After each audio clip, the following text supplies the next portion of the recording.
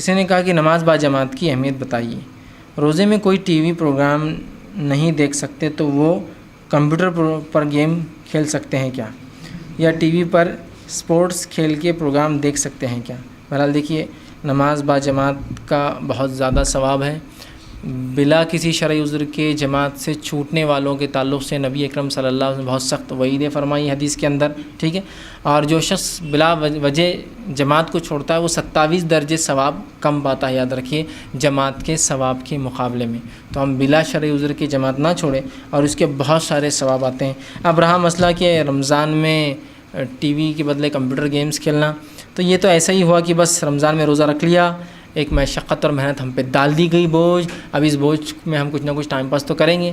بہت سے لوگ رمضان آتا ہے تو انٹرنیٹ کنیکشنز تھوڑے ہائی سپیڈ لے لیتے ہیں، اس لیے کہ پھر کیا بولیں گے اس کو، ملٹی پلیئر گیمنگ چلتے رہیں گی رات بھر دن بھر، تو اس میں نہیں گزر جائیں گے۔ کچھ لوگ ہوتے ہیں جو رمضان میں رات بھر جاگتے ہیں، ٹھیک ہے، عبادت کے لیے کوئی جاگے، ضرورت ہے جاگے، لیکن اس کے بعد جو سوتے ہیں تو سیدھا عصر میں اٹھتے ہیں، پھر ظہر نہیں پڑھتے ہیں، عصر میں اٹھتے ہیں اور عصر میں اٹھ کے پھر وہ کیا اور پھر رات بھر جاگتے ہیں اور پھر اسی طرح سے معمول ہوتا ہے۔ تو ان کے لیے بس رمضان ایک ایسا مہینہ ہے، سب روزہ رکھ رہے ہیں، ہم کو بھی رکھنا ہے، بس گزارنا ہے اور چل رہا ہے۔ نہیں، رمضان اور غیر رمضان کبھی بھی با جماعت نماز کی بڑی فضیلت ہے۔ آپ صلی اللہ علیہ وسلم نے فرمایا اگر تمہیں ظہر کی فضیلت بتا دی جائے جماعت میں اور اول صف میں آنے کی کیا فائدہ ہے، تو تم گھٹنوں کے بل رینگ کر آؤ گے اگر چل نہیں سکتے ہو، اور اگر پہلی صف میں کھڑا نہ کرنے دیا جائے، ثواب معلوم ہو جائے، تو تم اپنی تلواریں نکال کے ایک دوسرے کو قتل کرو گے۔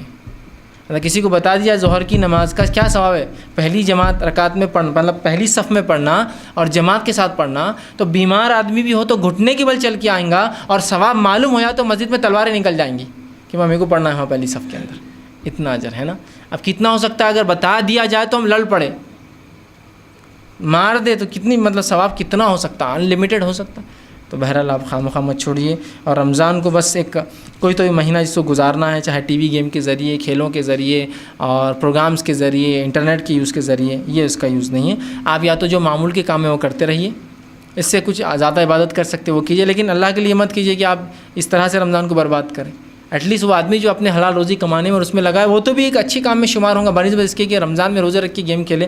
تقوی حاصل کرنے کے مہینے میں تو آپ جو ہے جس کو ہم کہیں گے اور اس مہینے کو ضائع کرنے والے بن رہے ہیں۔ تو بہرحال یہ سب درست نہیں ہے، اور میں جانتا ہوں بہت سے لوگ اس طرح سے کرتے ہیں حرکت، ٹی وی ہو گیا، انٹرنیٹ ہو گیا، گیمز ہو گیا، رات بھر جاگنا اور دن میں سونا۔ عبادت کے لیے جاگنا ٹھیک ہے، لیکن خواہ جاگنا اور ظہر چھوڑ دیتے ہیں، سیدھا اثر میں اٹھتے ہیں، اور کوئی روزہ محسوس نہیں ہوتا ان کو۔ کیا روزہ محسوس ہوں گا جب آدمی سو جائے، اور کیا انسان میں تقویت آئیں گی، اور کیا اس کو پتہ چلے گا کہ کام کاج کرتے ہوئے روزہ رکھنے سے بھوک لگتی ہے، کیا غریبوں پر گزرتی ہوں گی جن کے پاس کھانا نہیں ہوتا ہوگا۔ ایک احساس بھی تو ہوتا ہے نا بھوک کے ذریعے انسان کو۔